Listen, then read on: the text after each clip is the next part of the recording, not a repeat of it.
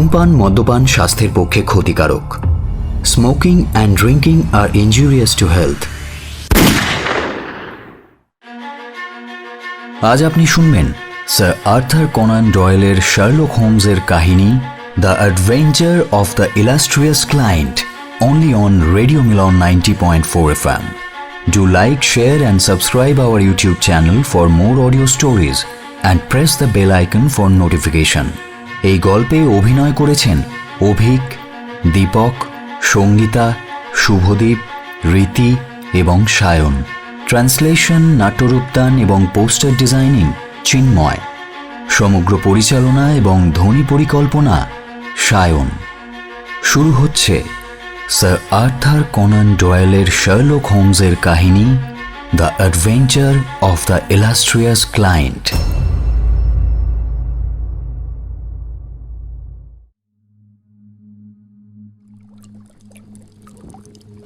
10 বছরের মধ্যে 10 বারের বেলায় যখন শার্লক হোমসের কাছে আজকের ঘটনাটি প্রকাশের অনুমতি চাইলাম, তখন সে বলল, এ ঘটনাটা আর তেমন কষ্ট দিতে পারবে না ওয়াটসন, তুমি নির্দ্বিধায় প্রকাশ করতে পারো।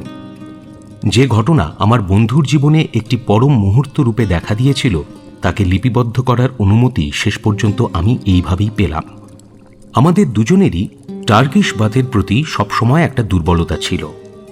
সেখানকার ড্রয়িং রুমের আরামদায়ক বিশ্রামের ফাঁকে ধূমপান করতে করতে তাকে যেরকম কথায় পেয়ে বসেছিল ও তার ভেতরকার মানুষটি যেভাবে আত্মপ্রকাশ করেছিল তেমনটি সচরাচর ঘটে না। নর্দাম্বারল্যান্ড এভিনিউয়ের দোকানের উপরতলার একটি নিভৃত কোণে পাশাপাশি দুখানি বিছানায় আমরা শুয়েছিলাম। যেদিনের ঘটনার কথা বলছি সেটা 1902 সালের 3রা সেপ্টেম্বর। আমি জিজ্ঞেস করলাম, কোনো গুরুত্বপূর্ণ ঘটনা ঘটেছে কি? তার জবাবে গায়ের চাদরটা থেকে লম্বা সরু হাতটা বের করে পাশে ঝোলানো কোটের ভেতরের পকেট থেকে একখানা লম্বা খাম বের করল সে। চিঠিটা আমার হাতে দিয়ে বলল, কোনো রকম কোনো কারণ ছাড়াই হইচই করা অহংকারী বোকা লোকের কাণ্ড কারখানাও হতে পারে, আবার জীবন মরণেরও ব্যাপার হতে পারে। অ্যাকচুয়ালি এই চিঠিতে যা লেখা আছে তার বেশি আমি কিছুই জানি না ওয়াটসন। চিঠিখানা এসেছে কার্লটন ক্লাব থেকে। আগের দিন সন্ধ্যার দেওয়া তারিখ ও সময়। স্যার জেমস ডেমারি মিস্টার শার্লক হোমসকে তার নমস্কার জানাচ্ছেন। আগামীকাল 4:30 তিনি তার সঙ্গে দেখা করতে যাবেন। স্যার জেমস জানাচ্ছেন তিনি যে বিষয় নিয়ে মিস্টার হোমসের সঙ্গে পরামর্শ করতে চান সেটি খুবই গোপনীয় ও গুরুত্বপূর্ণ। সুতরাং তিনি আশা করেন যে মিস্টার হোমস এই সাক্ষাৎকারে রাজি হবেন এবং টেলিফোনে কার্লটন ক্লাবকে তার সম্মতি জানিয়ে দেবেন। চিঠিটা তাকে ফেরত দিলাম। আমি যে জানিয়ে দিয়েছি এ কথা আর আশা করি তোমাকে বলতে হবে না, কিন্তু এই ডেমারি লোকটা সম্পর্কে তুমি কিছু জানো ওয়াটসন? শুধু এইটুকু জানি যে বর্তমান সমাজে নামটা খুবই পরিচিত। আমি কিন্তু আরও কয়েকটা ব্যাপার বলতে পারি। যেসব বিষয় খবরের কাগজে প্রকাশ করা যায় না সেই সব খবরের সুব্যবস্থা করার একটা সুনাম তাঁর আছে। হ্যামারফোর্ড দানপত্রের ব্যাপারে স্যার জর্জ লিউইসের সঙ্গে তাঁর চিঠি আদান প্রদানের কথা তোমার হয়তো মনে আছে ওয়াটসন। লোকটা যথেষ্ট বাস্তবধর্মী এবং কূটনৈতিক প্রবণ। সুতরাং আমি আশা করতে পারি এটা কোনো ধাপ্পা নয়। সত্যি সত্যিই আমাদের সাহায্যের প্রয়োজন হয়েছে তাঁর। আমাদের? ও ইয়েস। অবশ্য তুমি যদি রাজি থাকো ওয়াটসন। সেটা তো আমার পক্ষে সম্মানের কথা। তাহলে সময়টা তো জানোই, 4:30, আর ততক্ষণ আমরা ব্যাপারটা মাথা থেকে সরিয়ে রাখতেই পারি। সেই সময় আমি কুইন অ্যান স্ট্রিটে আমার নিজের বাসায় থাকতাম, কিন্তু নির্দিষ্ট সময়ের আগেই বেকার স্ট্রিটে গিয়ে হাজির হলাম। ঠিক 4:30 সময় কর্নেল স্যার জেমস ডেমারি এলেন। তার বর্ণনা দেওয়ার দরকার পড়ে না, কারণ তার স্থির দৃষ্টি, সৎ ব্যক্তিত্ব, চওড়া পরিষ্কার কামানো মুখ ও সবথেকে গুরুত্বপূর্ণ মনে রাখার মতো মধুর কণ্ঠস্বর এসব তো সকলেরই জানা। তার ধূসর দুটো চোখের মণিতে সরলতা ঝলমল করে। তার চঞ্চল হাস্যময় ঠোঁটে নির্দোষ আনন্দ খেলা করে। তার ঝকঝকে টুপি, গাঢ় ফ্রক কোট, কালো শার্টিনের নেকটাইয়ের মুক্তোর পিন থেকে বার্নিশ করা জুতো ও ল্যাভেন্ডার রঙের মোজা পর্যন্ত সবকিছুতেই পোশাক পরিচ্ছদের পরিচ্ছন্নতার জন্য বিখ্যাত তিনি। এই ব্যক্তিত্ব সম্পন্ন মানুষটি যেন আমাদের ঘর জুড়ে বসলেন। অভিবাদন জানিয়ে তিনি বললেন, নমস্কার। অবশ্য আমি জানতাম ডক্টর ওয়াটসনকে এখানে দেখতে পাবো। তার সহযোগিতা এখানে খুব দরকার। কি জানেন মিস্টার হোমস, এই কেসে এমন একটি লোকের সঙ্গে আমাদের লড়তে হবে যার কাছে হিংসা একটা সাধারণ ব্যাপার, যার কোনো পিছুটান নেই, আমি বলছি সারা ইউরোপে তার থেকে সাংঘাতিক লোক আর একটিও নেই। এই রকম মৃদু প্রশংসামূলক উপাধি যাদের ক্ষেত্রে ব্যবহার করা হয়ে থাকে সেরকম কিছু কিছু প্রতিদ্বন্দ্বীর সঙ্গে আমার আগেই দেখা সাক্ষাৎ হয়েছে। আপনি ধূমপান করেন তো? তাহলে আমার পাইপটা ধরালে নিশ্চয়ই কোনো সমস্যা নেই। তা আপনার এই লোক যদি স্বর্গীয় অধ্যাপক মরিয়ার্টি বা জীবিত কর্নেল সেবাস্টিয়ান মোরানের থেকেও বেশি সাংঘাতিক হয় তাহলে সেক্ষেত্রে সাক্ষাতের যোগ্য লোক বটে। তার নামটা জিজ্ঞেস করতে পারি? ব্যারন গ্রুনারের নাম কি কখনো শুনেছ? ও ইয়া, সার্টেনলি। অস্ট্রিয়ার সেই হত্যাকারীর কথা বলছেন তো? তোমার সঙ্গে আর পারা গেল না মশাই, আশ্চর্য। তাহলে ইতিমধ্যেই তুমি তাকে হত্যাকারী সাব্যস্ত করে ফেলেছ। ইউরোপীয় মহাদেশে যেসব অপরাধ ঘটে তার বিস্তারিত বিবরণ অনুসন্ধান করাই যে আমার কাজ। প্রাগে যা ঘটেছে তা পড়ার পর লোকটার অপরাধ সম্পর্কে আর কার মনে সন্দেহ থাকবে? আইনের একটা বিশেষ ধারা এবং জনৈক সাক্ষীর মৃত্যু, সে কারণেই তো সে বেঁচে গেল। একজন প্রত্যক্ষদর্শীর মতোই আমি নিশ্চিত যে স্পোলুজেনের তথাকথিত দুর্ঘটনার সময় সেই তার স্ত্রীকে খুন করেছে। অ্যান্ড আই থিঙ্ক আমার জন্যই কিছু কাজের ব্যবস্থা করে দিতেই সে ইংল্যান্ডে এসেছে। তা এখন ব্যারেন গ্রুনার কি করেছে সেটা বলুন। সেই পুরনো দুর্ঘটনাই আবার ঘটেনি তো? না, কিন্তু তার চাইতেও গুরুতর ব্যাপার ঘটে গেছে। অপরাধের প্রতিশোধ নেওয়া বড় কথা, কিন্তু অপরাধ রোধ করা আরও বড় কথা। মিস্টার হোমস, একটি ভয়ঙ্কর ঘটনা, একটি নিষ্ঠুর পরিস্থিতি তোমার চোখের সামনেই ঘটতে চলেছে। তার পরিণতি কি হবে তুমি স্পষ্ট দেখতে পাচ্ছ, অথচ তার কোনো প্রতিকারই করতে পারছ না। সেটা বড়ই ভয়াবহ অবস্থা। এর থেকে শোচনীয় অবস্থায় মানুষ কখনো পড়েছে কি? হয়তো না। তাহলে যে মক্কেলের জন্য আমি কাজ করছি তুমি নিশ্চয়ই তার প্রতি সহানুভূতি দেখাবে। I see. আপনি যে একজন দূত সেটা বুঝতে পারিনি। আসল লোকটি কে? মিস্টার হোমস, আমার অনুরোধ তুমি সে বিষয়ে জানতে চাইবে না। তার সম্মান রক্ষার জন্য আমি তার নামটা এই ব্যাপারের মধ্যে টেনে আনতে পারবো না। কথা আমি তার কাছে প্রতিজ্ঞা করেছি, আর সে কথা আমি রাখার চেষ্টা করব। তার উদ্দেশ্য সম্পূর্ণ সম্মানজনক ও ভালো কাজের জন্য, কিন্তু তিনি নিজেকে আড়ালে রাখতে চান। অবশ্য এই কথা আর বলতে হবে না যে তোমার পারিশ্রমিক সম্পর্কে নিশ্চিত থাকতে পারো, আর তুমি সম্পূর্ণ স্বাধীনভাবে কাজ করতে পারবে। এমন অবস্থায় মক্কেলের নামটা নিশ্চয়ই তোমার কাছে বড় কোনো ব্যাপার না। আই এম সরি মিস্টার ডেমারি, আমার মামলার ব্যাপারে রহস্যটাকে আমি একদিকে রাখতেই অভ্যস্ত। দুটো দিকেই রহস্যময় যদি হয়ে যায় ব্যাপারটা বড়ই গোলমেলে হয়ে দাঁড়ায়। কাজেই স্যার, আমার মনে হচ্ছে যে এ কাজের দায়িত্ব নিতে আমি অক্ষম। মাফ করবেন। আমাদের অতিথি খুবই বিচলিত হয়ে পড়লেন। তার অনুভূতিপ্রবণ মুখখানি আবেগ ও হতাশায় কালো হয়ে পড়ল। মিস্টার হোমস, তোমার কাজের সম্পূর্ণ ফলাফলটা তুমি বুঝতে পারছো না। তুমি আমাকে বড়সড় উভয় সংকটের মধ্যে ফেলে দিয়েছ। কারণ আমি জানি যে সমস্ত ঘটনা জানতে পারলে এই কেসটা নিতে তুমি গর্ববোধ করতে, কিন্তু প্রতিজ্ঞাবদ্ধের কারণে সব কথা আমি খুলে বলতে পারছি না। অন্তত যতটা সম্ভব ততটা বলতে পারি কি? নিশ্চয়ই পারেন, তবে আমি কোনো কথা দিতে পারছি না, অন্তত এই মুহূর্তে। সেই শর্তই রইল। প্রথমত, নিঃসন্দেহে তুমি জেনারেল দ্য মার্ভিলের কথা শুনেছ। খাইবার খ্যাত দ্য মার্ভেল তো? তার একটি মেয়ে আছে, ভায়োলেট দ্য মার্ভিল। যুবতী, ধনী, সুন্দরী, রুচি, সব দিক থেকেই একটি আশ্চর্য নারী। তার সেই কন্যা, সেই মনোরমা নির্দোষ মেয়েটিকে একটা শয়তানের কবল থেকে বাঁচাবার চেষ্টাই আমরা করছি। তাহলে তার ওপর ব্যারন গ্রুনারের বেশ প্রভাব পড়েছে। মেয়েদের বেলায় সবচেয়ে শক্তিশালী যে প্রভাব সেটা হলো প্রেমের প্রভাব। তুমি হয়তো শুনেছ লোকটা অসাধারণ সুদর্শন, অত্যন্ত আকর্ষণীয় তার আচার আচরণ, শান্ত কণ্ঠস্বর, আর সেই রোম্যান্স ও রহস্যের একটা পরিমণ্ডল, মেয়েদের কাছে যার মূল্য অনেকখানি। শোনা যায় নারী মানেই তার করুণা প্রার্থী, আর সেই সুযোগ সে পুরোপুরি গ্রহণ করে। কিন্তু মিস ভায়োলেটের মতো একজন মহিলার সঙ্গে ওরকম একজন লোকের সাক্ষাৎ ঘটল কি করে? ঘটেছিল ভূমধ্য সাগরে একটি জলযাত্রার সময়। দলের নির্বাচিত সদস্যরা সকলেই যে যার ভাড়া দিয়েছিল। প্রথমে উদ্যোক্তারা ব্যারনের আসল রূপ বুঝতে পারেনি। যখন বুঝল তখন অনেক দেরি হয়ে গেছে। শয়তানটা মহিলার সঙ্গে ভিড়ে গেল এবং তার ফলে তার হৃদয় সম্পূর্ণ জয় করে নিল। মহিলাটি তাকে ভালোবাসে বললে কিছুই বলা হয় না।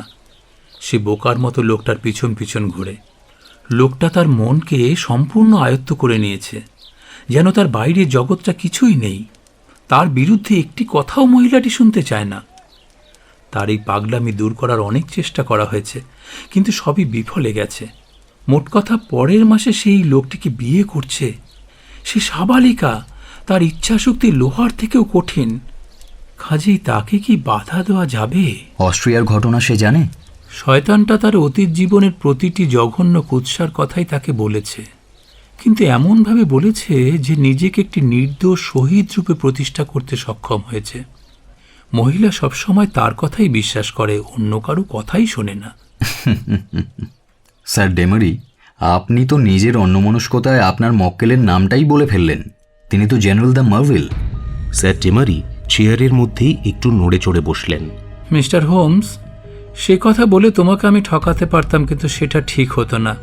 দ্য মার্ভিল একেবারেই ভেঙে পড়েছেন। সেই শক্ত সমর্থ সৈনিকটি একেবারে জর্জরিত হয়ে পড়েছেন। যে ধীর স্থির শান্ত চিন্তা শক্তি তিনি যুদ্ধক্ষেত্রে হারাননি, এখন তিনি সেটাও হারিয়ে একজন হতবুদ্ধি মানুষে পরিণত হয়েছেন। জেনারেলের সঙ্গে তার অনেক দিনের ঘনিষ্ঠতা। এই যুবতী যখন ছোট ফ্রক পরে বেড়াতো, তখন থেকে লোকটি তাকে বাবার মতোই স্নেহ করেন। কোনো রকম প্রতিবাদ না করে এই ঘটনা চুপচাপ ঘটতে দিতে তিনি রাজি নন। আপনার সঙ্গে পরামর্শের প্রস্তাব তিনিই দিয়েছেন, তবে একটি শর্ত রেখেছেন যে ব্যক্তিগতভাবে তাকে এই ব্যাপারে জড়ানো চলবে না। মিস্টার হোমস, আমাকে অনুসরণ করেই আমার মক্কেলকে খুঁজে বার করার ক্ষমতা যে তোমার আছে, সে বিষয়ে আমার কোনো সন্দেহ নেই। কিন্তু আমি তোমাকে অনুরোধ করছি, সেটা করো না। তার গোপনীয়তা প্রকাশ করো না। হোমস অদ্ভুতভাবে হেসে উঠল। মনে হচ্ছে সেটুকু কথা আপনাকে অনায়াসেই বলে দিতে পারি। সেই সঙ্গে বলি, আপনার সমস্যাটা আমার আগ্রহ তৈরি করেছে। এ ব্যাপারে মনোযোগ দিতে আমি রাজি, কিন্তু ঘটনা হচ্ছে আপনার সঙ্গে যোগাযোগ করব কিভাবে? কার্লটন ক্লাবে খোঁজ করলেই পাবে। জরুরি প্রয়োজন হলে টেলিফোন করবে XX31-এ। সেটা লিখে নিয়ে নোটপ্যাডটা হাঁটুর উপর খোলা রেখেই হোমস বসে বসে হাসতে লাগলো। অলরাইট, এবার ব্যারনের বর্তমান অ্যাড্রেসটা দয়া করে বলুন। কিংস্টনের কাছে ফার্নান লজ। বাড়িটা মস্ত বড়। কালোবাজারে কতগুলো লেনদেনে ভাগ্য খুলে যাওয়ায় সে এখন বেশ ধনী মানুষ, আর তার ফলেই স্বাভাবিকভাবেই সে আরও বিপজ্জনক প্রতিপক্ষ হয়ে উঠেছে। আচ্ছা, আগে যা বলেছেন তা ছাড়া লোকটি সম্পর্কে আর কোনো খবর দিতে পারেন কি? লোকটার স্বভাব ব্যয়বহুল, খুব ঘোড়ার ভক্ত। হার্লিংহামে কিছুদিন পোলো খেলেছিল, কিন্তু প্রাগের ব্যাপারটা লোক জানাজানি হয়ে যাওয়ায় ছেড়ে দিতে বাধ্য হয়। বই আর ছবি সংগ্রহের নেশা আছে। লোকটির শিল্পের প্রতি একটা শ্রদ্ধা আছে। আমার ধারণা চীনের বাসনের একজন প্রকৃত বিশেষজ্ঞ হিসেবে তার অনেক নামডাক আছে। এ বিষয়ের উপর একখানা বইও লিখেছেন তিনি। আই সি, একটি জটিল চরিত্র। অবশ্য সব বড় বড় অপরাধীদেরই এই গুণটা থাকে। আমার পুরনো বন্ধু চার্লি পেস, সে ছিল বেহালায় পারদর্শী। ওয়েন রাইটও সামান্য শিল্পী ছিলেন না। আরও অনেকের কথাই বলা যায়। যাই হোক, স্যার জেমস, আপনার মক্কেলকে বলবেন আমি ব্যারন গ্রুনারের ওপর নজর রাখছি। এর বেশি আপাতত কিছু বলতে পারছি না। অবশ্য আমার নিজস্ব কিছু সংবাদ সূত্র রয়েছে, তাই জোর দিয়ে বলতে পারি ব্যাপারটাকে নতুন করে শুরু করার মতো কিছু সূত্র আমরা নিশ্চয়ই পেয়ে যাব। স্যার ডেমারি চলে যাওয়ার পর হোমস অনেকক্ষণ গভীর চিন্তায় মগ্ন হয়ে বসে রইল। আমার মনে হলো আমি যে সেখানে উপস্থিত এ কথা সে বেমালুম ভুলে গেছে। অবশেষে হঠাৎ সে যেন আবার বাস্তবে ফিরে এলো। হ্যাঁ ওয়াটসন, কিছু বলবে? আমার মনে হচ্ছে তুমি একবার মহিলাটির সঙ্গে দেখা করো। মাই ডিয়ার ওয়াটসন, তার ভেঙে পড়া বৃদ্ধ বাবাই যদি তার মত ফেরাতে না পারেন, তাহলে আমি একজন অপরিচিত মানুষ তার কাছে গিয়ে কি করব? অবশ্য আর সমস্ত চেষ্টা যদি বৃথা যায়, তাহলে ওই চেষ্টাটা নিশ্চয়ই একবার করব, কিন্তু আমার ইচ্ছে অন্য দিক থেকে কাজটা আরম্ভ করার। এই যেমন ধরো শিনোয়েল জনসন, এই লোকটি এখন আমাদের সাহায্য করতে পারে। Let's see. এইসব ঘটনার মধ্যে আমার শিনোয়েল জনসনের ব্যাপারে বলার সুযোগ হয়নি, কারণ আমার বন্ধুর কর্মজীবনে শেষ দিকের কথা আমি বড় একটা লিখিনি। এই শতাব্দীর প্রথম দিকে সে একজন দামি সহকারী হয়ে উঠেছিল। দুঃখের সঙ্গে বলছি যে প্রথমে সে একটি সাংঘাতিক খারাপ লোক হিসেবেই নাম করেছিল এবং পারখাস্টে 2বার জেলও খেটেছিল। শেষ পর্যন্ত তার অনুশোচনা হয়। হোমসের সঙ্গে যোগ দিয়ে লন্ডনের বিস্তর অপরাধ জগতে হোমসের প্রতিনিধি হিসেবে কাজ করতে থাকে এবং এমন সব সংবাদ জোগাড় করে যা খুবই কাজে লাগে। জনসন যদি পুলিশের টিকটিকির কাজ করত তাহলে সে অনেকদিন আগেই ধরা পড়ে যেত, কিন্তু যেহেতু সে সেই সব কিছুই কাজ করত যেগুলো সরাসরি আদালত পর্যন্ত পৌঁছত না, তাই তার সঙ্গীরা তার কাজকর্মের হদিশ করতে পারত না। দুবার জেলখানার ছাপ লাগার বদনামে শহরের সব নাইট ক্লাবে, সস্তার হোটেলে ও জুয়ার আড্ডায় ছিল তার অবাধ যাতায়াত। দ্রুত পর্যবেক্ষণ শক্তি ও সক্রিয় স্মৃতিশক্তির জন্য সে একজন খুব তাড়াতাড়ি আদর্শ সংবাদ সংগ্রহকারী হয়ে ওঠে। শার্লক তার কথাই বলল। পেশাগত কাজকর্মে কিছুদিন ব্যস্ত হয়ে পড়ায় বন্ধুর পরবর্তী কাজকর্মগুলোর উপর আমার ঠিক নজর রাখা সম্ভব হয়ে ওঠেনি। কিন্তু একদিন সন্ধ্যায় সিমসনে আমরা দেখা করলাম। সেখানে সামনের জানলায় একটা ছোট্ট টেবিলে বসে নিচের স্ট্যান্ডের জলস্রোতের দিকে তাকিয়ে কিছু কিছু ঘটনার বিবরণ সে আমাকে বলল। আপাতত জনসন শিকার খুঁজে বেড়াচ্ছে। কালো জগতের অন্ধকার অলিগলি থেকে কিছু না কিছু আবর্জনা সে তুলে আনতে পারবেই ওয়াটসন। আর সেই অপরাধের কালো শেকড়গুলোর মধ্যেই ওই লোকটার গোপন তথ্যের সন্ধান করতে হবে। কিন্তু এখনো পর্যন্ত যা কিছু জানা গেছে, মহিলাটি তো তাতে কানই দিচ্ছে না। সেদিক থেকে ভাবলে তোমার নতুন কোনো খোঁজ তার মন ঘোরাবে কি করে? নারীর হৃদয় পুরুষের কাছে এক দুর্জয় রহস্য। খুনের অপরাধ ক্ষমা করা যেতে পারে, আবার তার ব্যাখ্যাও পাওয়া যেতে পারে, অথচ অনেক সময় নাজেহালও করে তুলতে পারে। ব্যারন আমাকে বলেছে। সে তোমাকে বলেছে? ও, আমার প্ল্যানটাই তো তোমাকে বলা হয়নি। দেখো ওয়াটসন, আমি যাকে খুঁজছি তার মুখোমুখি হতেই ভালোবাসি। নিজের চোখে দেখে তার হদিশ আমি নিতে চাই।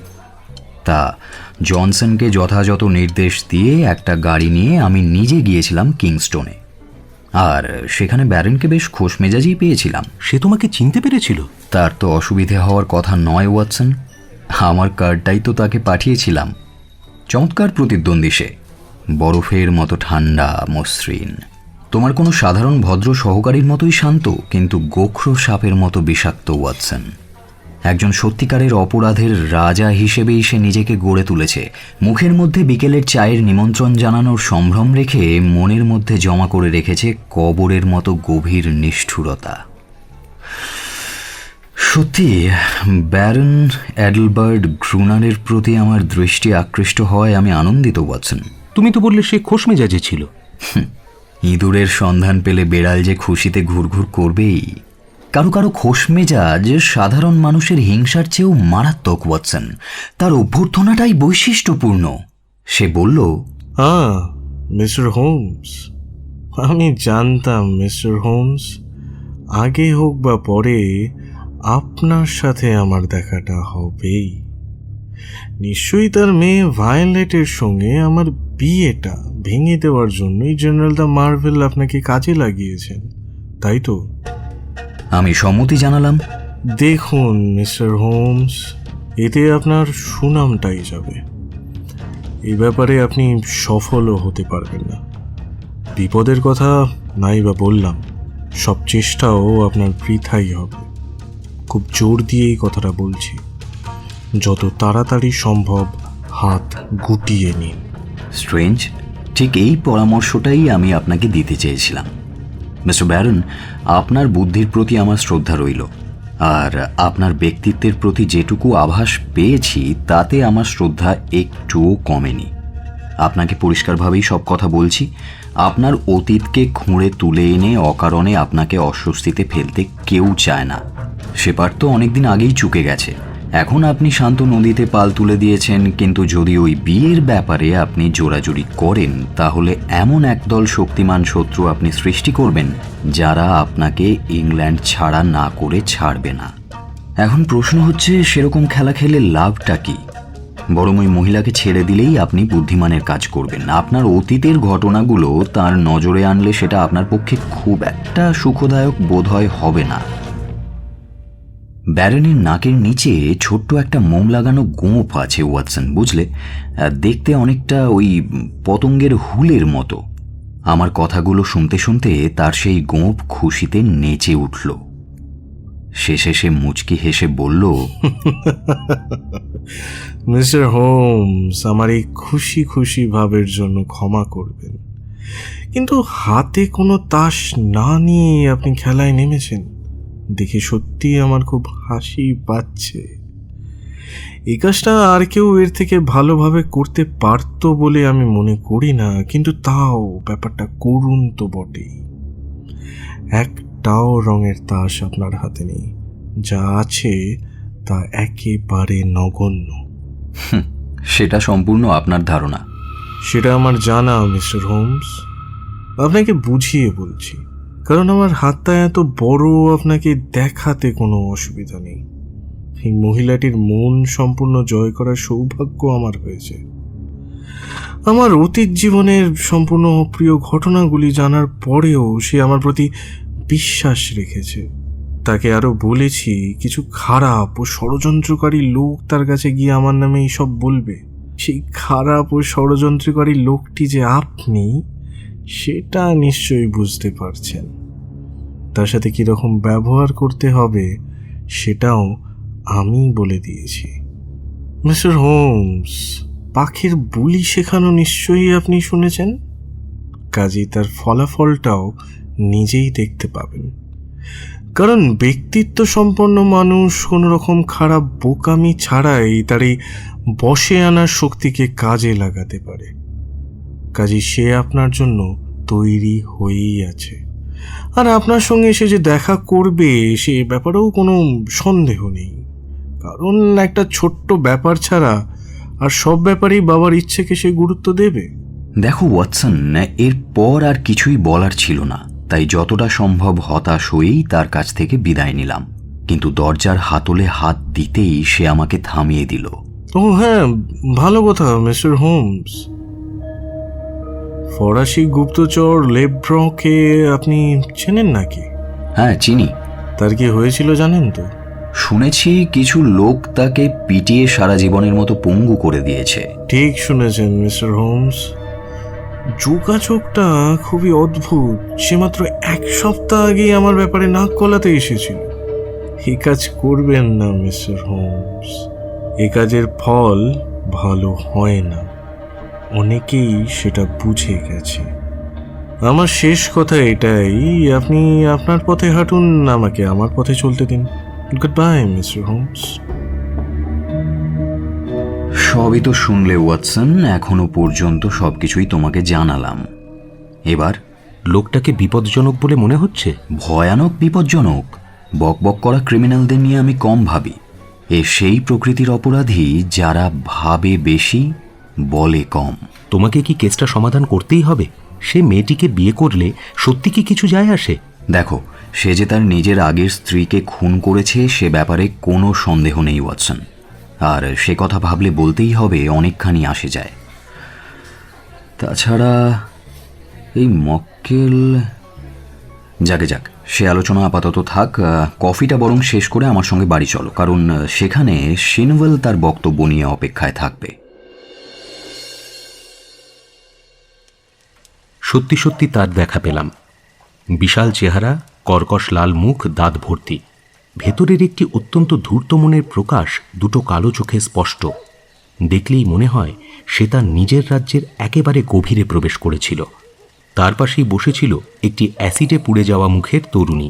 বিবর্ণ তীক্ষ্ণ মুখের ভাব এবং সুদর্শনা হলেও পাপের দাগে এতই জর্জরিত যে অতীতের ভয়ঙ্কর দিনগুলো তার উপর যে বিশ্রী প্রভাব ফেলে গেছে সেটা যেন স্পষ্ট পড়তে পারা যায়।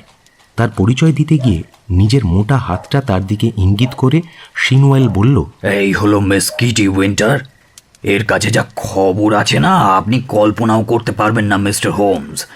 যাকে যাক, ও নিজেই বলুক।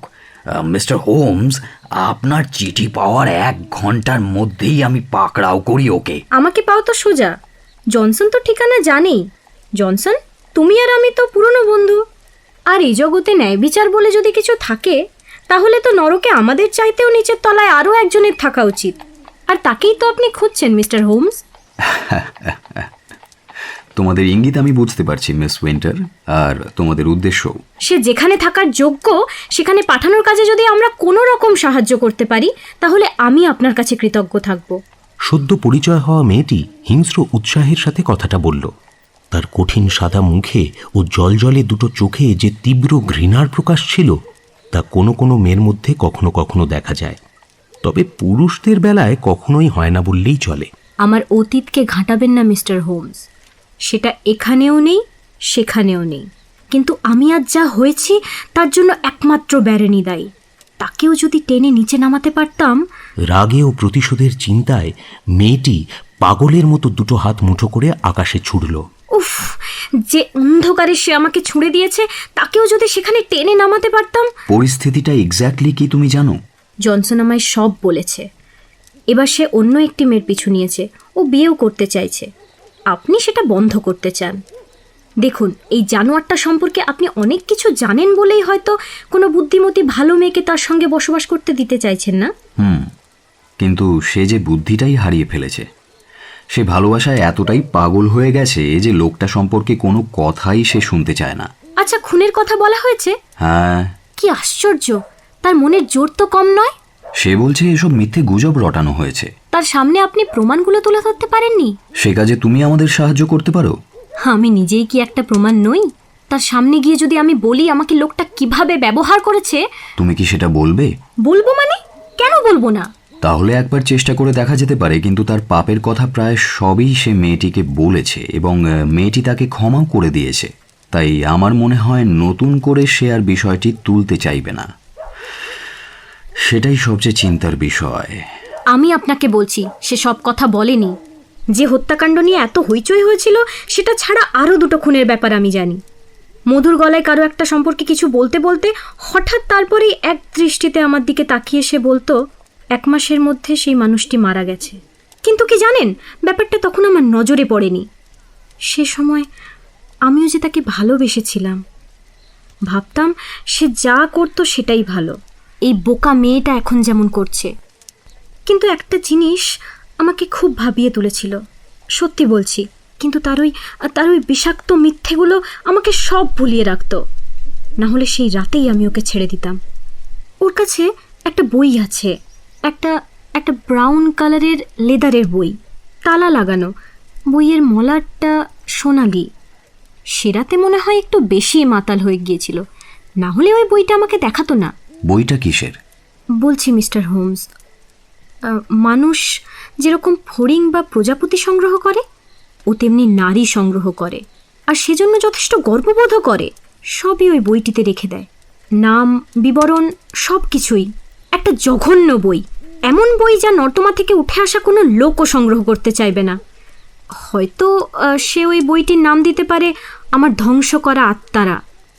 যাই হোক, তাতে কিছু যায় আসে না, কারণ বইটা আপনার কোনো কাজে লাগছে না, আর লাগলেও সেটা আপনি পাবেন না। সেটা আছে কোথায়? এখন সেটা কোথায় আছে আমি কি করে বলবো? 1 বছরের বেশি হলো আমি তাকে ছেড়ে এসেছি। তখন সেটা কোথায় রাখতো সেটা আমি জানি। আচার আচরণে সে খুব শৃঙ্খল এবং পরিচ্ছন্ন।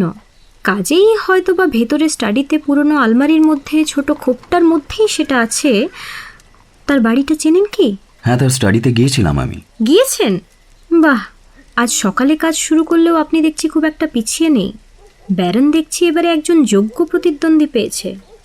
বাইরে স্টাডিতে কিছু চাইনিজ বাসনপত্র আছে, জানলার মাঝখানে একটা বড় কাঁচের খুপড়ি, আর তার ডেস্কের পেছন দিকের দরজা দিয়েই ভেতরে স্টাডিতে যাওয়া যায়। সেই ছোট্ট ঘরটাতে সে নিজের কাগজপত্র আর জিনিস রাখে। তার চোর ডাকাতের ভয় নেই? ব্যারন যে ভয় পায় না তার সবথেকে বড় শত্রু এ কথা বলবে না। রাত্রেবেলা একটা চোরের অ্যালার্মও আছে। তাছাড়া চোরের নেওয়ার মতো আছেটাই বা কি। অবশ্য যদি চায়ের বাসনপত্র নিয়ে সরে পড়তে চায় সেটা আলাদা কথা। এতক্ষণ পর জনসন বিশেষজ্ঞদের মতো স্থির গলায় বলল, কোনো লাভ নেই। যে জিনিস গলানো যায় না বা বিক্রি করা যায় না, কোনো চোর তাতে হাত দেবে না। Right right. মিস উইন্টার, কাল সন্ধে 5টা নাগাদ তুমি যদি এখানে আসো তাহলে আমি ভেবে দেখব ব্যক্তিগতভাবে মহিলাটির সঙ্গে সাক্ষাতের যে প্রস্তাব তুমি দিলে সেটার কোনো ব্যবস্থা করা যায় কিনা। তোমার এই সাহায্যের জন্য আমি খুবই কৃতজ্ঞ। বলার দরকার নেই যে আমার মক্কেল উদারভাবে তোমার পাওনার কথা ভাববেন। সেটা কোনো কথাই না মিস্টার হোমস। আমি এখানে টাকার জন্য আসিনি। আমি শুধু দেখতে চাই ওই লোকটা পাকে পড়েছে, আর তার ওই বিষাক্ত মুখের ওপর আমি আমার পাটা চাপিয়ে দিচ্ছি, ব্যাস। তাহলেই আমার পারিশ্রমিক পাওয়া হয়ে যাবে। সেটাই আমার দাবি। যতদিন আপনি তার খোঁজ করবেন, সেটা কাল হোক বা পরশু, আমি সব দিন আপনার পাশে থাকব।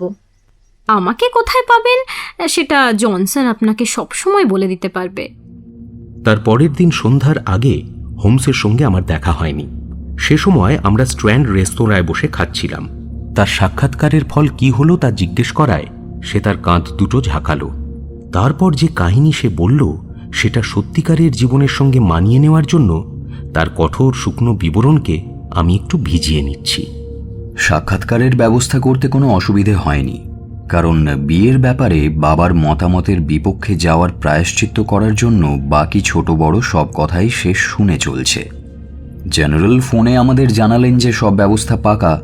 প্রতিশোধের আগুনে জ্বলতে থাকা মিস কিটি উইন্টারও নির্দিষ্ট সময়ে উপস্থিত হলো, আর 5:30টার সময় আমাদের গাড়িটা 104 বার্কলে স্কোয়ারে আমাদের পৌঁছে দিল। সেখানেই থাকেন বৃদ্ধ জেনারেল। বাড়িটা লন্ডনের ধূসর রঙের পুরনো দুর্গগুলির মধ্যে একটি। তার পাশে যে কোনো গির্জাকেও সাধারণ বলে মনে হতে পারে। তা চাকর হলুদ পর্দা ঘেরা একটা বড় বসার ঘরে আমাদের নিয়ে গেল। মহিলাটি সেখানেই আমাদের জন্য অপেক্ষা করছিলেন ওয়াটসন। মেয়েটি স্থির, বিবর্ণ এবং নিজেকে নিয়েই ব্যস্ত। পর্বতের চূড়ার বরফের মতো শান্ত এবং চোখে গভীর দৃষ্টি। ওয়াটসন, তার ছবিটা তোমার কাছে কেমন করে ফুটিয়ে তুলব ঠিক বুঝে উঠতে পারছি না। আমাদের কাজ মিটে যাওয়ার আগেই হয়তো তোমার সঙ্গে তার একবার দেখা হবে। তখন তোমার সাহিত্যের ভাষা দিয়ে তাকে সাজিয়ে নিও। সে সুন্দর, কিন্তু সে যেন কোনো স্বর্গের অপ্সরাদের অপার্থিব সুন্দরী। মধ্যযুগের মুনি ঋষিদের ছবিতে আমরা এ ধরনের মুখ দেখেছি। সুদূর স্বর্গলোকের একটি অধিবাসিনীর ওপর একটা পশু কেমন করে তার হিংস্র থাবা বিস্তার করল, সেটাই আমি ভেবে পাচ্ছি না ওয়াটসন। তুমি হয়তো লক্ষ্য করেছ, বিপরীত ধর্মী মানুষরাই পরস্পরকে আকর্ষণ করে। আধ্যাত্মিক পথের মানুষ আকর্ষণ করে পশুকে, আদিম মানুষ আকর্ষণ করে দেবদূতকে। কিন্তু এতখানি শোচনীয় উদাহরণ তুমি আগে কখনো দেখোনি ওয়াটসন। আমাদের আসার কারণ মহিলাটি আগে থেকেই জানত। সে শয়তান তার মনকে আমাদের বিরুদ্ধে বিষাক্ত করে তুলতে কোনো খামতি রাখেনি। মনে হলো মিস উইন্টারকে দেখে বরং সে কিছুটা অবাক হয়েছে, কিন্তু এমনভাবে হাত নেড়ে সে আমাদের বসার চেয়ার দুটো দেখিয়ে দিল যেন কোনো মহীয়সী সন্ন্যাসী নারী দুটো তুচ্ছ ভিখিরিকে দয়া করলেন। মাই ডিয়ার ওয়াটসন, তোমার যদি মাথা ফোলার লক্ষণ দেখা দিয়ে থাকে তাহলে মিস ভায়োলেটের ওষুধ খেয়ে দেখতে পারো। বরফের বুক ছুঁয়ে ভেসে আসা ঠান্ডা বাতাসের মতো স্বরে মহিলা বললেন, যতটা জানি আমার প্রেমিক ব্যারেনের বিরুদ্ধে আপনি কিছু বলতে এখানে এসেছেন। বাবার অনুরোধে আপনার সঙ্গে আমি দেখা করতে রাজি হয়েছি। তাই আগে থেকেই আপনাকে একটা বিষয় সতর্ক করে দিই, আপনি যাই বলুন না কেন আমার মনের উপর তার বিন্দু মাত্র প্রভাব পড়বে না। তার জন্য আমার খুব দুঃখ হলো ওয়াটসন। আমার নিজের মেয়ে হলে আমি যেমন করে ভাবতাম, তখন আমার মনে ঠিক সেই ভাবনাই দেখা দিল। সাধারণত আমি বেশি কিছু বলি না, আমার সম্বল মস্তিষ্ক, হৃদয় নয়। কিন্তু আমার পক্ষে যতটা সম্ভব প্রত্যেক কথায় ততখানি আবেগ ভরে তাকে আমি অনেক বোঝালাম। যে নারী বিয়ের পরই শুধু তার স্বামীর চরিত্রকে জানতে পারে, যে নারীকে স্বামীর রক্তাক্ত হাত এবং কামাশক্ত ঠোঁটের কাছে আত্মসমর্পণ করতে হয়, তার ভয়াবহ অবস্থার ছবি আমি তার সামনে তুলে ধরলাম ওয়াটসন। সেই অবস্থার লজ্জা, ভয়, যন্ত্রণা, অসহায়তা কিছুই বাদ দিলাম না। কিন্তু আমার তরফের এত সব আবেগের কথা শুনেও তার শুভ্র ফর্সা গালে এতটুকু আবেগের রং বা তার শান্ত চোখ দুটোতে এতটুকু আবেগের ঝলকানি দেখা দিল না ওয়াটসন। সেই শয়তানটার মন বশ করার যে কথা বলেছিল, সেই কথাটা আমার মনে পড়ে গেল। তাকে দেখে সত্যিই মনে হলো সে যেন কোনো আবেগ উচ্ছ্বাসিত স্বপ্নের মধ্যে পৃথিবীর থেকে অনেক দূরে কোথাও বাস করছে, অথচ তার উত্তরগুলোর মধ্যে কোনো রকম অস্পষ্টতা ছিল না। মিস্টার হোমস, আপনার সব কথাই আমি ধৈর্য ধরে শুনলাম, কিন্তু আমার মনের ওপর তার প্রভাব ঠিক যেমনটি বলেছিলাম তাই হয়েছে। আমি জানি আমার হবু স্বামী প্রাক্তন জীবনে অনেক বিপদের সম্মুখীন হয়েছে। সেই সময় বহু খারাপ ও নিন্দার শিকার তাকে হতে হয়েছে। অনেকেই সেসব খারাপ কথা আমাকে শুনিয়েছেন। আপনি সকলের শেষে এসেছেন। হয়তো আপনি আমার ভালোই চান, কাজে ব্যারেনের বিরুদ্ধে যেমন কাজে নেমেছেন, তেমনি টাকা পেলে হয়তো তার পক্ষ নিয়েও কাজ করতে রাজি হতেন। কিন্তু সে যাই হোক, আমি আপনাকে শেষবারের মতো বুঝিয়ে দিতে চাই, আমি তাকে ভালোবাসি, আর সেও আমাকে ভালোবাসে। আর তাই সমস্ত জগতের মতামতের দাম আমার কাছে জানালার বাইরের ওই পাখিগুলোর কিচিরমিচিরের থেকে বেশি কিছু নয়। তার মহৎ চরিত্রে যদি মুহূর্তের জন্য কোনো পতন ঘটে, তাহলে জানবেন তাকে প্রকৃত মর্যাদায় পুনরায় প্রতিষ্ঠিত করার জন্যই আমার আগমন। আমি ঠিক বুঝতে পারছি না। এই পর্যন্ত বলেই সে আমার সঙ্গিনীর দিকে চোখ ফিরিয়ে বলল, এই মেয়েটিকে? আমি কিছু বলার আগেই মিস উইন্টার একেবারে ঝড়ের মতো আছড়ে পড়ল। কখনো আগুন এবং বরফের মুখোমুখি সংঘর্ষ যদি দেখে থাকো ওয়াটসন, তাহলে তার উদাহরণ হলো এই দুই নারী। মিস উইন্টার চেয়ার থেকে লাফিয়ে উঠল, রাগে তার সারা মুখ লাল হয়ে উঠল। আমি তোমাকে বলছি আমি কে, তার শেষ রক্ষিতা। যত সব মেয়েদের সে লোভ দেখিয়ে ব্যবহার করেছে আর তারপর আবর্জনা স্তূপে ফেলে দিয়েছে, আমি তাদেরই একজন। তোমাকেও তাই করবে। তোমার বেলায় আবর্জনা স্তূপটা হয়তো হবে কবর, আর সেটাই সবচেয়ে ভালো। বোকা মেয়ে। আমি বলছি, তাকে যদি তুমি বিয়ে করো, সে হবে তোমার মৃত্যুদূত। তোমার হৃদয় ভাঙতে পারে, আবার তোমার ঘাড়ও ভাঙতে পারে। যেভাবেই হোক সে তার কার্যসিদ্ধি করবেই। তোমাকে ভালোবেসে কথাগুলো বলছি সেটা ভেবো না। তুমি বাঁচলে কি মরলে তাতে আমার কিচ্ছু যায় আসে না। তার প্রতি ঘৃণার জন্য বলছি, আঘাতের জন্য এই কথা বলছি। আমার প্রতি সে যে ব্যবহার করেছে তার বদলা নেওয়ার জন্য কথাগুলো বলছি। আমার দিকে ওভাবে তাকিও না সুইটহার্ট। এ পথে পুরোপুরি পা দিলে তোমার অবস্থা আমার থেকেও শোচনীয় হতে পারে। এসব কথা আমি আলোচনা করতে চাই না।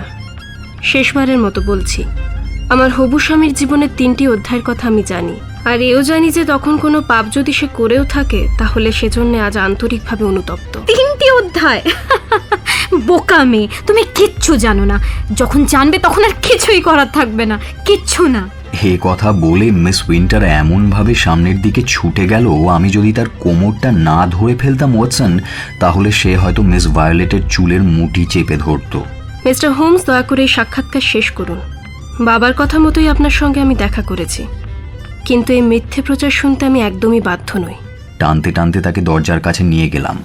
সে তখন রাগের চোটে বেসামাল হয়ে পড়েছে। যাতে সবার সামনে কোনো রকম হইহল্লা না হয়, সেজন্য তাকে ধরে কোনো রকমে গাড়িতে বসিয়ে দিলাম। অবশ্য বাইরে প্রকাশ না করলেও মিস ভায়োলেটের প্রতি আমারও রাগ হয়েছিল ওয়াটসন। আমরা চেষ্টা করছি মেয়েটাকে বাঁচাতে, অথচ তার এমন দুঃসাহস ও নিজেকে নিয়ে স্থিরতা সত্যিই বড় বিরক্তিকর। কাজে বুঝতেই পারছো আমরা এখন কোথায় এসে দাঁড়িয়েছি। স্পষ্টই বোঝা যাচ্ছে যে একটা নতুন পথ খুঁজে বের করতে হবে। এই পরিকল্পনা কোনো কাজে লাগলো না ওয়াটসন। তোমার সঙ্গে অবশ্য যোগাযোগ রেখেই চলবো, কারণ এ ব্যাপারে তোমারও কিছু করণীয় থাকবে বলে আমার মনে হয়। অবশ্য পরবর্তী চালটা আছে তাদেরই হাতে, আমাদের হাতে নয়। একটু সময় দিতে হবে। তাই হলো। কিছুদিন পর আঘাতটা এলো তাদের দিক থেকেই, বরং বলতে পারি লোকটির আঘাত। কারণ আমি কখনো বিশ্বাস করতে পারি না যে মহিলাটিও তলে তলে এর সঙ্গে জড়িত ছিল। যে পাথরের উপর দাঁড়িয়ে বিজ্ঞাপনটা আমি দেখেছিলাম, সে পাথরটাও আমি দেখিয়ে দিতে পারি। সেটা দেখি আমার বুকের মধ্যে আতঙ্কের একটা যন্ত্রণার ঢেউ খেলে গেল। গ্র্যান্ড হোটেল ও চারিং ক্রসের মাঝামাঝি জায়গায় দাঁড়িয়ে একটি খোঁড়া খবর কাগজের লোক সন্ধ্যাকালীন পেপারগুলো বিক্রি করছিল। আমাদের শেষ দেখা হওয়ার 2 দিন পরের ঘটনা।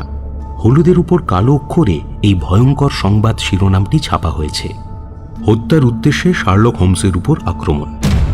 মনে হলো কয়েক মুহূর্ত আমি পাথরের মতো স্তম্ভিত হয়ে দাঁড়িয়েছিলাম। তারপরের ঘটনা আবছা মনে পড়ছে। দাম না দিয়েই একটা কাগজ টেনে নিলাম। শেষে একটা ওষুধের দোকানের দরজায় দাঁড়িয়ে সেই মারাত্মক খবরটা পড়লাম। তাতে লেখা ছিল, আমরা দুঃখের সঙ্গে জানতে পারলাম বিখ্যাত প্রাইভেট গোয়েন্দা শার্লক হোমস আজ সকালে একটি মারাত্মক আক্রমণের শিকার হয়ে বিপজ্জনক অবস্থায় রয়েছেন। ঘটনার বিস্তারিত বিবরণ জানা যায়নি, তবে মনে হয় ঘটনাটি ঘটেছে 12টা নাগাদ ক্যাফে রয়্যালের বাইরে রিজেন্ট স্ট্রিটে। 2 জন লোক লাঠি নিয়ে হোমসকে আক্রমণ করে, তার মাথায় ও শরীরে আঘাত করে। ডাক্তারেরা তার আঘাতকে অত্যন্ত গুরুতর বলে রিপোর্ট দিয়েছেন। তাকে চারিং ক্রস হাসপাতালে নিয়ে গেলে তিনি প্রাথমিক চিকিৎসার পর পিড়াপিড়ি করে সেখান থেকে বেকার স্ট্রিটে তার নিজের বাড়িতে ফিরে যান। জানা গেছে তার উপর আক্রমণকারীরা ভদ্রবেশে ছিলেন। জনগণের ভিড়ে তারা ক্যাফে রয়্যালের ভেতর দিয়ে পেছনের গ্লাস হাউস স্ট্রিট ধরে পালিয়ে যায়। যে অপরাধীর দল হোমসের কার্যকলাপ ও বুদ্ধিমত্তার জন্য প্রায়ই রাগ প্রকাশ করে থাকে, আক্রমণকারীরা যে সেই দলেরই সদস্য সে বিষয়ে কোনো সন্দেহ নেই। বলাই বাহুল্য যে খবরটা পড়ার সঙ্গে সঙ্গেই আমি গাড়ি নিয়ে বেকার স্ট্রিটের উদ্দেশ্যে রওনা দিলাম। বিখ্যাত সার্জন ডক্টর লেজলি ওকশটের ব্রুহাম গাড়িটা মোড়েই দাঁড়িয়েছিল, আর হলঘরেই সার্জনের সাথে দেখা হলো। আপাতত বিপদের কোনো আশঙ্কা নেই, খুলিতে দুটো আঘাত লেগেছে মাত্র, আর ওই কিছু কিছু জায়গায় বেশ ছড়ে গিয়েছে। কয়েকটা সেলাই দিতে হয়েছে, মরফিন ইঞ্জেকশনও দিয়েছি। এখন শুধু দরকার বিশ্রামের। তবে কয়েক মিনিট দেখা করায় অবশ্য বাধা নেই, আপনি যান, তবে বেশিক্ষণ নয় কিন্তু। এইটুকু অনুমতি পেয়েই আমি অন্ধকার করা ঘরটায় ঢুকলাম। আহত ব্যক্তি জেগেই ছিল, মোটা চাপা গলায় আমার নাম ধরে ডাকল। এসো ওয়াটসন। পর্দাটা 3 ভাগ নামানো ছিল, তার ফাঁক দিয়েই এক ফালি রোদ ঘরে ঢুকে তার ব্যান্ডেজ বাঁধা মাথায় এসে পড়েছে। ব্যান্ডেজের সাদা কাপড়ে রক্তের দাগ ফুটে উঠেছে। তার পাশে বসে মাথা নিচু করলাম। ঠিক আছে, ঘাবড়াবার তেমন কিছু নেই। দেখে যতটা মনে হচ্ছে ততটা খারাপ কিছু হয়নি। Thanks to the Almighty. তুমি তো জানো ওয়াটসন, লাঠি খেলায় আমি ওস্তাদ। তাই তাদের প্রায় সব আঘাত থেকেই মাথাটা বাঁচাতে পেরেছিলাম, তবে দ্বিতীয় লোকটার সঙ্গেই পেরে উঠতে পারিনি, আর সেই মুহূর্তেই বিপদটা ঘটে। তোমার জন্য কি করতে পারি হোমস? নিশ্চয়ই সেই হতভাগাটাই ওদের লেলিয়ে দিয়েছিল। তুমি যদি বলো সেখানে গিয়ে তার গায়ের চামড়াটা তুলে নি। মাই ডিয়ার ওয়াটসন, তা হয় না। পুলিশ লোকগুলোকে গ্রেপ্তার না করলে আমরা সেখানে কিছুই করতে পারবো না, কিন্তু তাদের পালানোর ব্যবস্থা আগে থেকেই পাকা করা ছিল, সে বিষয়ে আমি নিশ্চিত। একটু অপেক্ষা করো ওয়াটসন, আমার মাথায় একটা প্ল্যান এসেছে। আমার আঘাতের কথাটা বেশ ফলাও করে প্রচার করতে হবে, তাহলেই তারা খবর জানতে তোমার কাছে আসবে। বেশ বাড়িয়ে চাড়িয়ে বলবে কিন্তু, হ্যাঁ, বলবে মোটে আর 1 সপ্তাহ বাঁচবো আমি। মাথার গন্ডগোল, অনেক বড় আঘাত হয়েছে, যা ইচ্ছে তাই বলবে। ভয় পেও না, কিচ্ছু হবে না। কিন্তু স্যার ওকশট? সে ঠিক হয়ে যাবে, উনি আমার খারাপ দিকটাই দেখবেন, আমি বুঝে নেব। আর কিছু? হ্যাঁ, জনসনকে বলো মেয়েটাকে সাবধানে রাখতে। ওরা এবার তার পেছনে পড়বে। তারা তো জানে এ ব্যাপারে সেও আমার সঙ্গে রয়েছে। তারা যখন আমার উপর আক্রমণ করতে সাহস করেছে, আমার বিশ্বাস তাকেও ছেড়ে দেবে না। এটা খুবই জরুরি, আর কাজটা আজ রাতেই করে ফেলো ওয়াটসন। এখনই যাচ্ছি। আর কিছু? আপাতত আর কিছু না। আমার পাইপটা একটু দাও, টেবিলে রাখা আছে, আর তামাকের কাগজটাও। ঠিক আছে, আর তুমি রোজ সকালে একবার করে এসো, বসে বসে প্ল্যানিং করা যাবে। সেদিন রাতেই জনসনের সঙ্গে কথা বলে উইন্টারের ব্যবস্থা করলাম। উইন্টারকে নিয়ে সে কোনো নিরিবিলি শহরতলিতে চলে যাবে এবং বিপদ না কাটা পর্যন্ত সেখানেই লুকিয়ে থাকবে। 6 দিন পর্যন্ত জনসাধারণকে জানানো হলো যে হোমস মৃত্যুর দুয়ারে গিয়ে পৌঁছেছে। গুরুতর সংবাদ বুলেটিন প্রকাশ করা হলো, সংবাদপত্রে ভয়াবহ সব সংবাদ পরিবেশন করা হলো। অনবরত সেখানে যাতায়াতের ফলে আমি কিন্তু বুঝতে পারলাম অবস্থা খুব খারাপ কিছু নয়। তার সহনশীলতা, শারীরিক গঠন ও মনের জোর অদ্ভুতভাবে কাজ করল। সে খুব দ্রুত আরোগ্য লাভ করতে লাগলো। এক এক সময় আমার সন্দেহ হতে লাগলো, যতটা তাড়াতাড়ি সেরে ওঠার ভান সে করছে, ততটা কি সেরে উঠছে?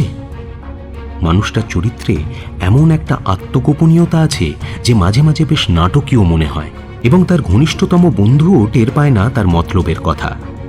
একমাত্র সেই লোকই নিরাপদ ষড়যন্ত্রকারী যে একা ষড়যন্ত্র করে। এই প্রবাদের প্রকৃষ্ট উদাহরণ আমার বন্ধু শার্লক হোমস। আমি তার নিকটতম বন্ধু, কিন্তু আমিও জানি আমাদের মধ্যে একটা ফারাক সবসময় বিরাজ করে। 7 দিনের দিন সেলাই কেটে দেওয়া হলো। সেই সঙ্গে সন্ধ্যাকালীন সংবাদপত্রে রোগের বিবরণ প্রকাশিত হলো। সেই একই সংবাদপত্রে আরও একটি খবর প্রকাশিত হয়েছিল। অসুস্থ হোক বা সুস্থ, বন্ধুকে সেটা দেখাতে আমি বাধ্য হলাম। খবরটি সহজ সরল।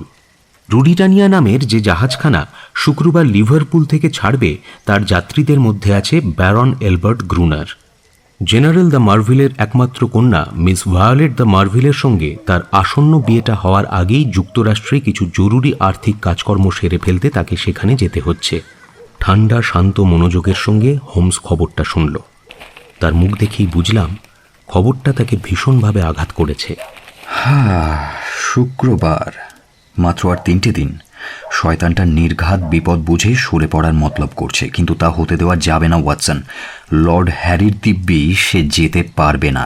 দেখো ওয়াটসন, তোমাকে একটা কাজ করে দিতে হবে। আমি তো কাজে লাগার জন্যই এখানে রয়েছি। তাহলে এখন থেকে 24 ঘন্টা চীনা বাসনপত্রের ওপর পড়াশুনো করে কাটিয়ে দাও। সে কিছু বুঝিয়ে বলল না। আমিও আর কিছু জিজ্ঞেস করলাম না। দীর্ঘ অভিজ্ঞতায় তার কথা মতো চলার শিক্ষা আমার হয়েছে। কিন্তু তার ঘর থেকে বেরিয়ে বেকার স্ট্রিট ধরে হাঁটতে হাঁটতে আমার মাথায় শুধু ঘুরছিল তার এই অদ্ভুত আদেশ আমি পালন করব কেমন করে। শেষ পর্যন্ত সেন্ট জেমস স্কোয়ারে অবস্থিত লন্ডন লাইব্রেরিতে গিয়ে সেখানকার লাইব্রেরিতে কর্মরত বন্ধু লোম্যাক্সকে সব কথা বললাম এবং একখানা মোটা বই বগলে করে বাসায় ফিরে এলাম।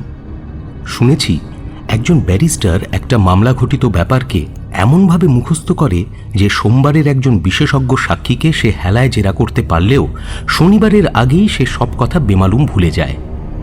আমি অবশ্য চীনামাটির পাত্রের ব্যাপারে নিজেকে একজন বিশেষজ্ঞ বলে দাবি করতে চাই না। তাই সেদিন সন্ধ্যায় সামান্য বিশ্রামের পর সারাটা রাত এবং পরদিন সারাটা সকাল আমি জ্ঞান সঞ্চয় করতে ও কতগুলি নামকে মুখস্থ করেই কাটিয়ে দিলাম। তার ফলে আমি জানলাম বড় বড় শিল্পসজ্জাকারের বৈশিষ্ট্যের কথা, চক্রবর্ত তারিকের রহস্য, হুং ইউর বৈশিষ্ট্য এবং ইয়াংলোর সৌন্দর্যের কথা এবং সুং ও ইউয়ান আদিম যুগের গৌরবের কথা।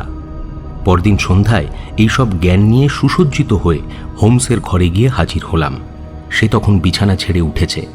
ব্যান্ডেজ বাঁধা মাথাটা হাতের উপর রেখে তার প্রিয় চেয়ারে বসে আছে। সংবাদপত্রের কথা বিশ্বাস করলে তো বলতে হয় তুমি মরতে চলেছ। সেই ধারণাটা প্রচার করতেই তো আমি চেয়েছি ওয়াটসন। তারপর পড়াশুনো ঠিক মতো করেছো? অন্তত চেষ্টা করেছি। ভালো। ওই সাবজেক্টের ওপর বেশ একটা গুরুত্বপূর্ণ আলোচনা চালাতে পারবে তো? পারবো বলেই তো মনে হয়। তাহলে ম্যান্টেল পিসের ওপর থেকে ওই ছোট্ট বাক্সটা আমাকে দাও। ডালাটা খুলে পূর্বদেশীয় রেশমে সযত্নে মোড়া একটি ছোট্ট জিনিসকে সে তার ভেতর থেকে বের করল। মোড়কটা খুলতেই তার ভেতরে অত্যন্ত সুন্দর গাঢ় নীল রঙের আশ্চর্য রকমের একটা ছোট্ট রেকাব বেরিয়ে পড়ল। এটা খুব যত্নের সঙ্গে নাড়াচাড়া করবে ওয়াটসন। এটা মিং বংশের আসল ডিমের খোলার তৈরি বাসন। ওই কারিগরের হাত থেকে এর চেয়ে সুন্দর কিছু সৃষ্টি হয়নি এখনো। এর একটা পুরো সেট রাজার ঐশ্বর্য দিয়েও কেনার মতো। আসলে পিকিংয়ের রাজপ্রাসাদের বাইরে পুরো সেটটা কোথাও আছে কিনা সন্দেহ। এটা দেখলে যে কোনো শিল্পী রসিকই পাগল হয়ে উঠবে ওয়াটসন। এটা নিয়ে আমি কি করব? শার্লক একটা কার্ড আমার হাতে দিল। তাতে লেখা doctor Hilberton, 369 half moon street. Watson, আজ সন্ধ্যের জন্য এটাই তোমার নাম। ব্যারন গ্রুনারের সঙ্গে দেখা করবে তুমি। তার প্রতিদিনের অভ্যেসের কিছু খবর আমি জানি। হয়তো 8:30 নাগাদ তাকে ফাঁকা পেতে পারো। একটা চিঠি মারফত আগে থেকেই তাকে জানিয়ে দেওয়া হবে যে তুমি তার সঙ্গে দেখা করতে যাচ্ছ। সেখানে গিয়ে তুমি বলবে মিং বংশের একটা অপূর্ব চীনেমাটির সেট তুমি তার জন্য এনেছো। তুমি ডাক্তার হিসেবেও নিজের পরিচয় দিতে পারো, কারণ কোনো রকম ফাঁকিবাজি না করেই সেই ভূমিকায় তুমি অনেক ভালো অভিনয় করতে পারবে, সেটা আমি জানি। মনে রাখবে, তুমি একজন শিল্প সংগ্রহকারী। এই সেটটা তোমার হাতে এসেছে এ বিষয়ে ব্যারনের আগ্রহের কথা তুমি শুনেছ এবং ভালো দাম পেলে এটা বেচতে তোমার আপত্তি নেই। অলরাইট? কত দাম? ভালো প্রশ্ন করেছো ওয়াটসন। নিজের জিনিসের সঠিক দাম না জানলে তুমি নির্ঘাত মার খাবে। এই রেকাবিটা আমাকে স্যার জেমস এনে দিয়েছেন, আর যতদূর জেনেছি তিনি এটা পেয়েছেন তার কোনো মক্কেলের সংগ্রহ থেকে। সারা পৃথিবীতে এর মতো জিনিস আর দ্বিতীয়টি নেই এ কথাও যদি তুমি বলো তাহলেও বিশেষ কিছু বাড়াবাড়ি হবে না। না, আমি বরং বলতে পারি এই সেটটার দাম কোনো বিশেষজ্ঞকে দিয়ে নির্ধারণ করানো উচিত। ওয়ান্ডারফুল ওয়াটসন, তোমার বুদ্ধি যেন আজ ঝলমল করছে। কারিগর, শিল্প, কৃষ্টি এই সমস্ত কথা বলবে ওয়াটসন। এইগুলোতে ফোকাস করবে যেন তোমারই জিনিস, এবং সেজন্যই তুমি দামটা বলতে ইতস্তত বোধ করছো এমনই একটা ভাব তুমি দেখাবে ওকে। কিন্তু সে যদি আমার সঙ্গে দেখা না করে? দেখা সে নিশ্চয়ই করবে। সংগ্রহের নেশা তার খুব বেশি মাত্রাতেই আছে। বিশেষত এই সব জিনিসের ব্যাপারে তাকে একজন বিশেষজ্ঞ বলে গণ্য করা হয়ে থাকে। তুমি 1 মিনিট বসো ওয়াটসন, আমি বলছি। চিঠিটা লিখে নাও। কোনো জবাব টবাব দেওয়ার দরকার নেই, শুধুমাত্র জানিয়ে দাও তুমি যাচ্ছ এবং কেন যাচ্ছ। একখানি চিঠি লেখা হলো, ছোট্ট, সাজানো এবং শিল্প সংগ্রহকারীর কৌতূহল বাড়িয়ে তোলার মতো। একজন পিয়নকে ডেকে যথাসময়ে চিঠিটা পাঠিয়ে দেওয়া হলো। আর সেদিন সন্ধ্যায় সেই অমূল্য রেকাবিটি হাতে নিয়ে এবং ডক্টর হিলবার্টনের কার্ড পকেটে নিয়ে আমি অভিযানে বেরিয়ে পড়লাম। সুন্দর বাড়ি ও বাগান দেখেই বোঝা যায় স্যার জেমস যেমনটি বলেছিলেন ব্যারন গ্রুনার সেই রকম বিত্তবান লোকই বটে। একটা আঁকাবাঁকা লম্বা পথ নানা মূর্তি দিয়ে সাজানো একটি মস্ত বড় শান বাঁধানো চৌকোনা চত্বরে গিয়ে শেষ হয়েছে। পথের দুপাশে লুপ্তপ্রায় গাছের সারি। অতীতের কোনো এক সময় দক্ষিণ আফ্রিকার কোনো সোনার খনির সন্ধানকারী এই বাড়িটা তৈরি করেছিল। বাড়িটা নিচু হলেও বেশ লম্বা, কোণে কোণে গম্বুজ বসানো। স্থাপত্য রীতির বিচারে দুঃস্বপ্নের মতো মনে হলেও আকারে ও স্থায়িত্বে বিস্ময়কর। একটি কাজের লোক আমাকে ভেতরে নিয়ে গিয়ে বাড়ির অন্দরমহলের চাকরের কাছে পৌঁছে দিল। সে আমাকে নিয়ে হাজির করল ব্যারনের সামনে। দুই জানলার মাঝখানে অবস্থিত একটা বড় বাক্সের খোলা দিকে সে দাঁড়িয়েছিল। তার চীনামাটির সংগ্রহের কিছু কিছু জিনিস সেই বাক্সে রাখা ছিল। আমি ঢুকতেই একটা বাদামি ফুলদানি হাতে নিয়ে সে আমার দিকে ঘুরে দাঁড়ালো। বসুন ডক্টর। আমি নিজের সংগ্রহগুলো দেখছিলাম আর ভাবছিলাম নতুন করে কিছু যোগ করার আছে কিনা। এই যে 7ম শতাব্দীর এই ছোট্ট তাং নিদর্শনটি আপনার ভালো লাগতে পারে। আমি জোর দিয়ে বলতে পারি এর থেকে সূক্ষ্ম কারুকার্য ও বেশি পালিশ আপনি কোথাও দেখেননি। আচ্ছা, যে মিং রেকাপটির কথা আপনি বলেছেন সেটা আপনার সঙ্গে আছে কি? সযত্নে মোড়ক খুলে জিনিসটি তার হাতে দিলাম। অন্ধকার হয়ে আসছিল, তাই নিজের আসনে বসে বাতিটা টেনে নামিয়ে সে জিনিসটি পরীক্ষা করতে বসল। সেই অবস্থায় হলদে আলোটা তার মুখে এসে পড়ায় তাকে ভালোভাবে দেখার সুযোগ পেলাম। লোকটি সত্যি সত্যি খুবই সুদর্শন। সারা ইউরোপে তার যে রূপের খ্যাতি সেটা যথার্থ। আকৃতিতে মাঝারি হলেও দেহ গঠন মনোরম ও সুসজ্জিত। মুখখানা বাদামি, অনেকখানি প্রাচ্য দেশীয়দের মতো। বড় বড় কালো জলজলে দুটি চোখে রমণীমোহন আকর্ষণ অগ্রাহ্য করা যায় না। চুল ও গোঁফ কুচকুচে কালো। গোঁফ দুটো ছোট, শেষের দিকটা তীক্ষ্ণ ও সযত্নে মোম দিয়ে পালিশ করা। শুধু সরল সরু ঠোঁট মুখটা ছাড়া দেহের গঠন সুন্দর ও শোভনীয়। সাধারণত কোনো খুনির মুখ নিষ্ঠুর ও কঠোর হয়। গোঁফ দুটো মুখের উপর থেকে সরিয়ে পাকিয়ে রাখার চেষ্টা উচিত হয়নি, কারণ সেটাই প্রকৃতির বিপদ সংকেত। যেন শিকারকে সতর্ক করে দেওয়ার জন্যই ওটা ওখানে বসানো হয়েছে। তার গলার স্বর আকর্ষণীয়, আচার আচরণে কোনো ভুল ত্রুটি নেই। আমার আন্দাজ তার বয়স 30-এর সামান্য উপরে, কিন্তু পরে জেনেছি তার বয়স 42। Oh, good heaven! Wow! এতক্ষণ মনোযোগ দিয়ে পরীক্ষা করার পর তার মুখ দিয়ে কথা বেরোলো। আচ্ছা, আপনি বলছেন এরকম 6টা নিয়ে একটা সেট আপনার কাছে আছে। এরকম আশ্চর্য নিদর্শনের কথা আমি আগে শুনিনি কেন, সেটা আমার কাছে আশ্চর্যই লাগছে। ইংল্যান্ডে আর মাত্র একটির কথা আমি জানি, কিন্তু সেটা তো বাজারে আসতে পারে না। আচ্ছা ডক্টর হিলবার্টন, যদি আপনাকে জিজ্ঞেস করি এটা আপনি কোথা থেকে পেলেন, সেটা কি আপনার কাছে খুব অশোভনীয় ব্যাপার হবে? সেটা কি খুব দরকারি? জিনিসটা যে আসল সেটা আপনি দেখতেই পাচ্ছেন। আমার দামের ব্যাপারে একজন বিশেষজ্ঞের দ্বারা নির্ধারিত দাম নিতেই আমি রাজি আছি। তার কালো চোখে সন্দেহের একটা দ্রুত ঝিলিক ফুটিয়ে সে বলল, দ্যাটস স্ট্রেঞ্জ। এত দামি জিনিসের লেনদেনের ব্যাপারে লোকে তো দামের ব্যাপারটাই আগে জানতে চায়। জিনিসটা যে খাঁটি সেটা তো নিশ্চিত, সেই বিষয়ে আমার কোনো সন্দেহ নেই। কিন্তু ধরুন সব রকম সম্ভাবনার কথা চিন্তা করতে আমি বাধ্য। পরে যদি দেখা যায় এটা বিক্রি করার কোনো অধিকারই আপনার নেই, তাহলে? সেরকম কোনো দাবির বিরুদ্ধে আমি আপনাকে জামিনদার দেব। আমার ব্যাংকাররাই তার জবাব দেবে। তাহলে তো আবার প্রশ্ন দেখা দেবে যে আপনার গ্যারেন্টারের মূল্য কতটা। সওদা করা না করা আপনার ইচ্ছে। আপনি শিল্পরসিক জেনেই প্রথম প্রস্তাবটা আপনাকে দিয়েছি, না হলে অন্য কোথাও যেতে আমার কোনো অসুবিধে নেই। তা ঠিক। তাও সমস্ত লেনদেনের ব্যাপারটা আমার কাছে কেমন যেন অস্বাভাবিকই মনে হচ্ছে। আচ্ছা, আমি যে শিল্পরসিক সে কথা আপনাকে কে বলেছে? আমি জানি এ বিষয়ের উপর আপনি একখানা বই লিখেছেন। সে বই আপনি পড়েছেন? না। সে কি মশাই, এই ব্যাপারটা বুঝে ওঠা আমার পক্ষে আরো শক্ত। আপনি একজন শিল্পরসিক ও সংগ্রহকারী। আপনার সংগ্রহে এমন একটা দামি জিনিস রয়েছে, অথচ যে বই পড়লে আপনার জিনিসের প্রকৃত মর্ম মূল্য আপনি জানতে পারতেন, সেই একমাত্র বইটা আপনি উল্টেও দেখেননি। এটা কিরকম ব্যাপার বলুন তো? আমি খুব ব্যস্ত মানুষ, আমি একজন ডাক্তার। ডক্টর, এটা কোনো জবাব হলো না। কোনো মানুষ নেশা করলে যতই কাজ থাকুক, সে সেটার পেছনে লেগে থাকবেই। চিঠিতেই আপনি লিখেছেন যে আপনি একজন শিল্পরসিক। তা ঠিক। পরীক্ষা করে দেখার জন্য কয়েকটা প্রশ্ন আপনাকে করতে পারি কি? দেখুন ডক্টর, যদি আপনি সত্যি ডক্টর হন, আপনাকে এই কথা বলতে আমি বাধ্য হচ্ছি যে ঘটনাটা ধীরে ধীরে আমার কাছে বেশ সন্দেহজনক হয়ে উঠছে।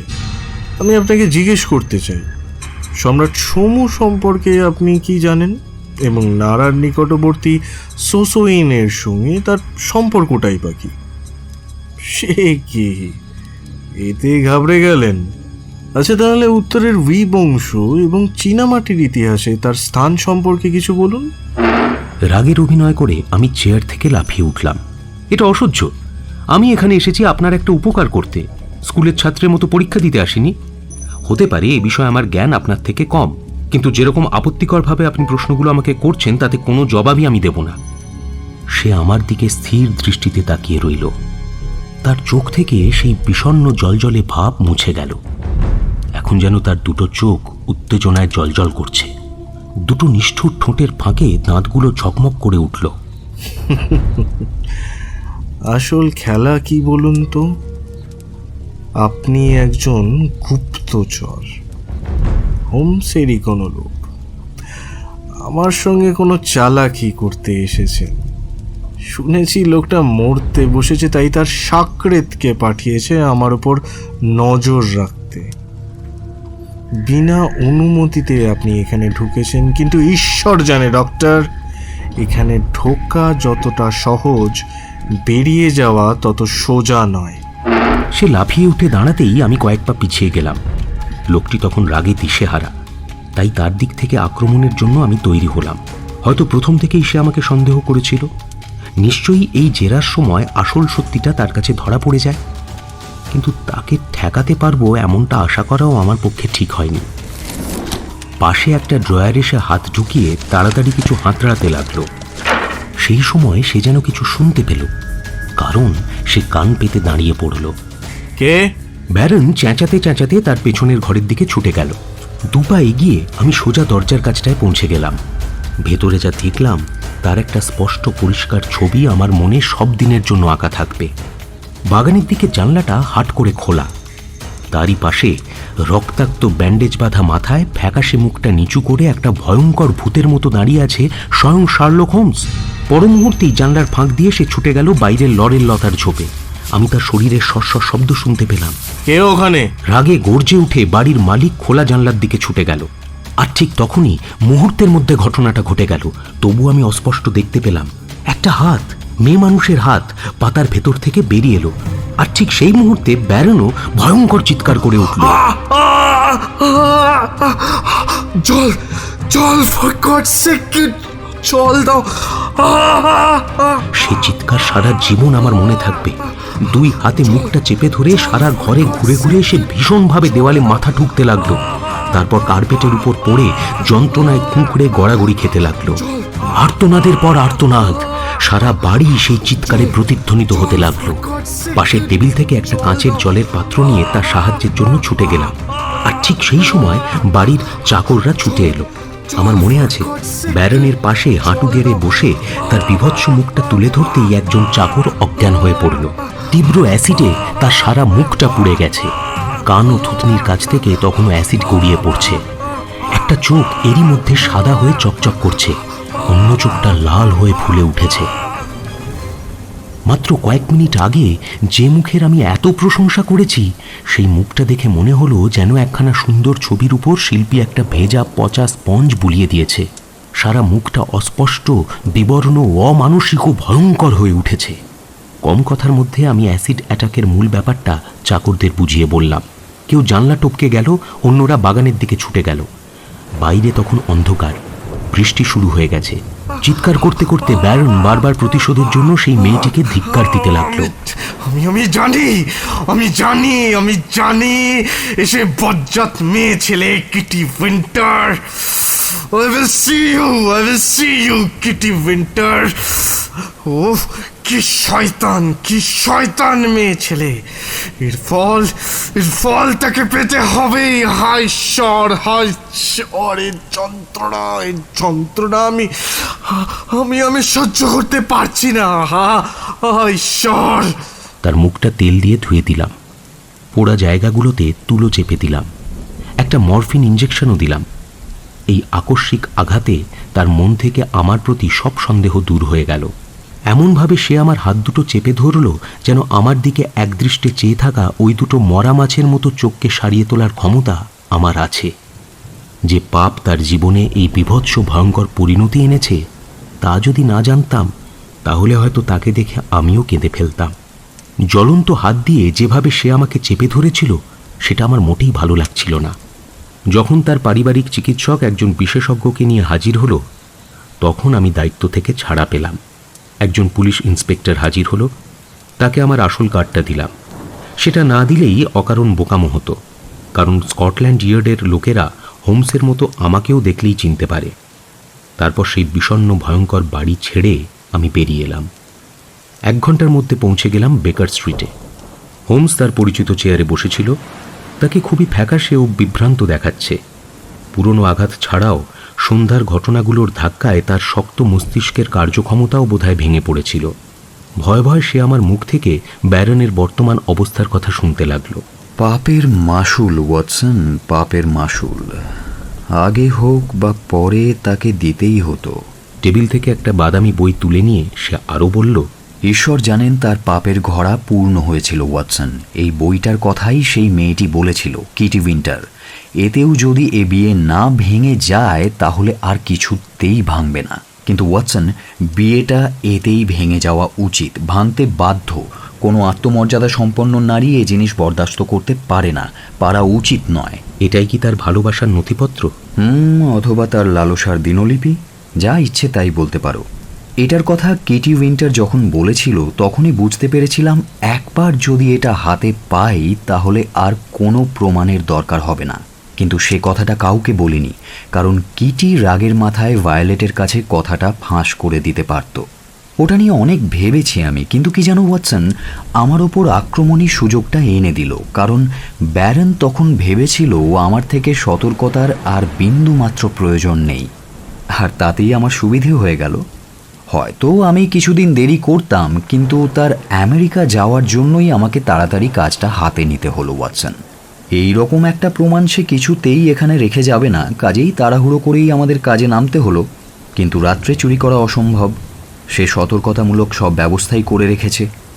একমাত্র যদি নিশ্চিত হতে পারি সে অন্য কোনো কাজে ব্যস্ত রয়েছে, তাহলে সন্ধ্যের পর সেই সুযোগটা পাওয়া যেতে পারে। এখানেই তুমি আর তোমার নীল রেকাবের আবির্ভাব। কিন্তু বইটা ঠিক কোথায় আছে সেটা আমার জানা দরকার, আর আমি হাতে মাত্র কয়েক মিনিট সময়ই পাবো। কারণ চীনের জিনিসপত্রের সম্পর্কে তোমার জ্ঞানের জন্যই আমার সময় কিন্তু সীমাবদ্ধ ছিল ওয়াটসন। তাই শেষ মুহূর্তে কিটিকে সঙ্গে নিয়ে গেলাম। কিন্তু তার কোটের ভেতরে ছোট প্যাকেটে করে সে কি নিয়ে এসেছিল তা আমি কেমন করে জানবো ওয়াটসন? আমি ধরেই নিয়েছিলাম সে আমার কাজে এসেছে, কিন্তু এখন বুঝতে পারছি ওয়াটসন, সে এসেছিল নিজের তাগিদে।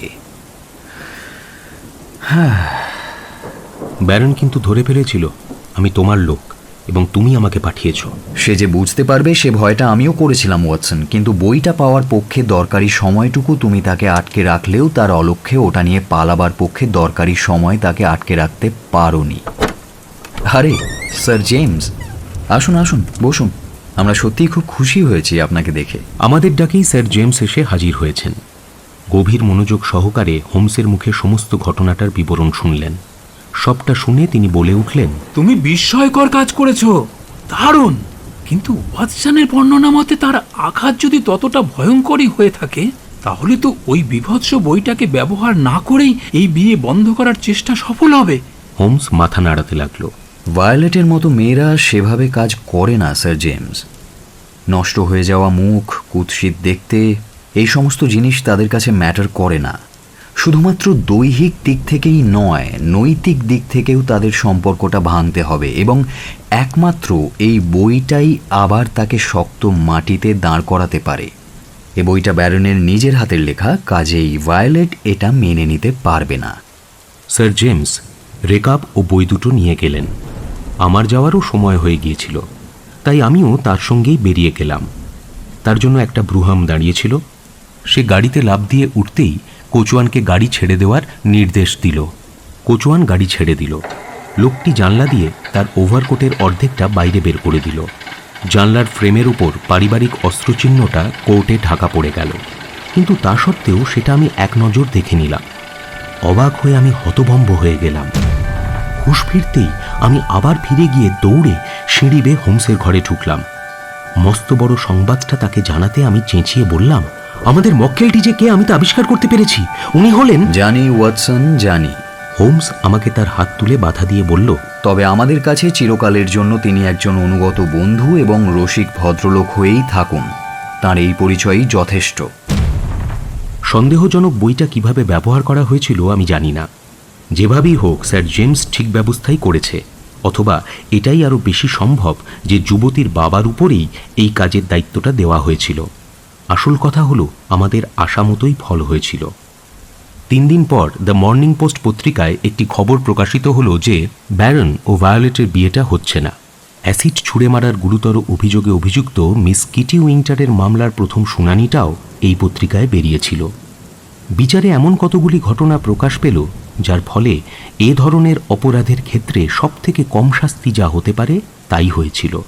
চুরির অভিযোগে শার্লক হোমসের বিরুদ্ধেও মামলার হুমকি দেওয়া হয়েছিল, কিন্তু উদ্দেশ্য যখন উপকারী এবং মক্কেল একজন বিখ্যাত লোক, তাই কঠোর ব্রিটিশ আইনও এক্ষেত্রে একটু মানবিক ও নমনীয় হয়ে যায়। আমার বন্ধুকে আজ পর্যন্ত কাঠগোড়ায় দাঁড়াতে হয়নি।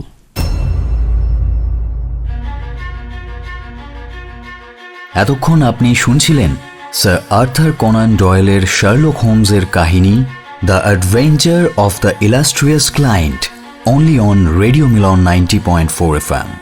Do like, share and subscribe our YouTube channel for more audio stories and press the bell icon for notification. Doctor ওয়াটসনের ভূমিকায় অভিক, স্যার জেমস ডেমারির চরিত্রে দীপক, ব্যারন গ্রুনারের ভূমিকায় শুভদীপ, মিস কিটি উইন্টারের চরিত্রে সঙ্গীতা, ভায়োলেট দ্য মার্ভিলের চরিত্রে রীতি এবং শার্লক হোমসের ভূমিকায় সায়ন।